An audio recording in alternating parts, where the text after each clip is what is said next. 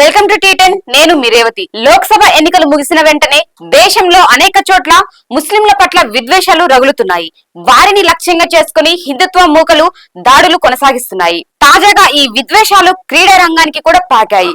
గుజరాత్ లో ఇటీవల జరిగిన క్రికెట్ టోర్నమెంట్ సందర్భంగా ముస్లిం విద్వేషం పెచ్చరిల్లింది. క్రికెట్ మ్యాచ్ ను చూసేందుకు వెళ్లిన యువకుడిని ఏకంగా కత్తులు బ్యాట్లతో బాధేసి చంపేశారు. ఈ టోర్నమెంట్ సమయంలో మత ఘర్షణలు హెచ్చరిల్లే అవకాశం ఉందని, క్రీడాకారులకు కూడా సురక్షితమైన వాతావరణం లేదని నిర్వాహకులే ముందుగా ఆందోళన వ్యక్తం చేశారంటే పరిస్థితి ఎలా ఉందో అర్థమవుతుంది. మ్యాచ్ కు ముందుగానే ఉద్రిక్తలు నెలకొన్నాయని స్థానికులు తెలిపారు. టోర్నమెంట్ లో ముస్లిం యువకులు బాగా ఆడారు. అలా జరగడం హిందుత్వ అనుకూల స్థానికుల్లో ఒక వర్గానికి నచ్చలేదు. అదీ కాక క్వార్టర్స్ ఫైనల్స్ లో, సెమీఫైనల్స్ లో బాగా ఆడిన వారిలో చాలా మంది ముస్లింలేనని కొంతమంది విద్యార్థులు తనకు చెప్పారని సామాజిక కార్యకర్త ఆసిం కేద్వాలా ట్వింట్ పత్రికకు తెలిపారు. చివరకు ఫైనల్లో కూడా ఒక టీంలో ఎక్కువ మంది ముస్లింలే ఉన్నారని, మరో దాంట్లో 2-3 ముస్లింలు ఉన్నారని ఆయన తెలిపారు. తమకు భద్రత ఉందని భావించడం లేదంటూ ముస్లిం ఆటగాళ్లలో కూడా చాలా మంది చెప్పారని, తాము ఆడుతుంటే కొంతమంది జనం జై శ్రీరామ్ అంటూ నినాదాలు చేశారని, ముస్లిం ఆటగాళ్లు బాగా ఆడారని వారు సహించలేకపోతున్నారని స్పష్టమైందని వారు చెప్పారన్నారు. 23 ఏళ్ల సల్మాన్ వోహ్రా ఈ నెల 22న చికోద్రాలో క్రికెట్ టోర్నమెంట్ కు వెళ్లారు. గుజరాత్ లోని ఆనంద్ లో పోల్సన్ కాంపౌండ్ వాసి అయిన సల్మాన్ వస్త్ర వ్యాపారంలో పనిచేస్తున్నారు. పార్కింగ్ వివాదంలో హింస ప్రారంభమైంది. కొంతమంది గ్రూపుగా మోటార్ సైకిల్ పై వచ్చి సల్మాన్ బైక్ ను స్టాండ్ నుంచి తీసేయాలంటూ గొడవ పెట్టుకున్నారు. ఆ బృందంలో కొంతమంది బాగా తాగేసి ఉన్నారు. మేం చెప్పింది చేయాలంటూ వారు సల్మాన్ ను హెచ్చరించారు. కొద్దిసేపైన తర్వాత మరో 4-5 తీసుకుని అక్కడకు వచ్చారు. బాగా తాగి ఉన్న వ్యక్తి మరో ముస్లిం యువకుడు సుహైల్ ను సల్మాన్ అనుకుని పొరబడి ఆ వ్యక్తిపై దాడి ప్రారంభించాడు.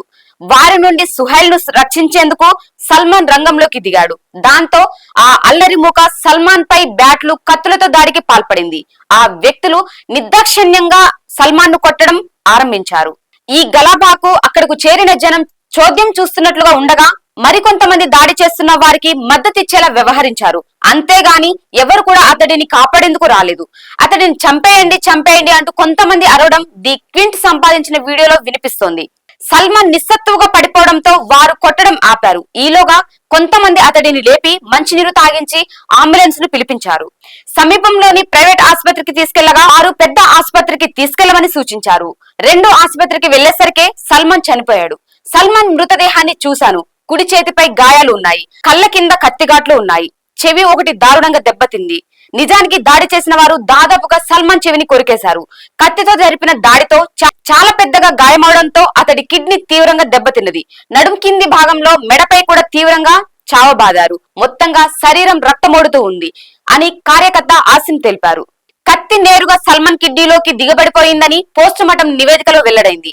బహుశా మరణానికి ఇదే ప్రధాన కారణమై ఉంటుందని సల్మాన్ మామ నార్మన్ అన్వర్ పేర్కొన్నారు. ఫైనల్ మ్యాచ్ చూసేందుకు వెళ్లాడు. ఇలా జరుగుతుందని ఎవరు ఊహించలేదు. 2 మాసాల క్రితమే వోహ్రాకు పెళ్లి అయింది. భార్య ఇప్పుడు గర్భవతి అని ఆయన తెలిపారు. సల్మాన్ తో పాటు మరో 2 కూడా గాయపడ్డారు. వారిలో ఒకరికి 17 కుట్లు పడ్డాయి. రెండో వ్యక్తికి 7 కుట్లు పడ్డాయి. మరునాడు తెల్లవారుజామున 4 గంటలకు సల్మాన్ కుటుంబం ఆనంద్ రూరల్ పోలీస్ స్టేషన్ లో కేసు నమోదు చేసింది. ఈ కేసులో ఇప్పటి వరకు 9 మందిని అరెస్టు చేసినట్లు దర్యాప్తు అధికారి ఏజే ఆసారి తెలిపారు.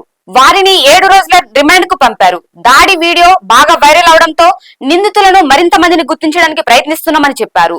ఎఫ్ఐఆర్ లో పేర్కొన్న ప్రధాన నిందితులు విశాల్ శక్తులను పట్టుకోవడానికి ప్రయత్నిస్తున్నామన్నారు.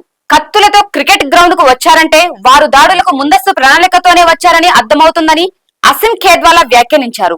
కాగా మ్యాచ్ చూసేందుకు వచ్చిన జనం దాదాపుగా 5,000 మంది వరకు ఉంటే వారిలో ముస్లింలు 500 మంది కన్నా ఎక్కువ మంది ఉండరని ప్రేక్షకుల్లో కొంతమంది తెలిపారు. ఇది ఇవాల్టి న్యూస్. చూస్తూనే ఉండండి టీ10.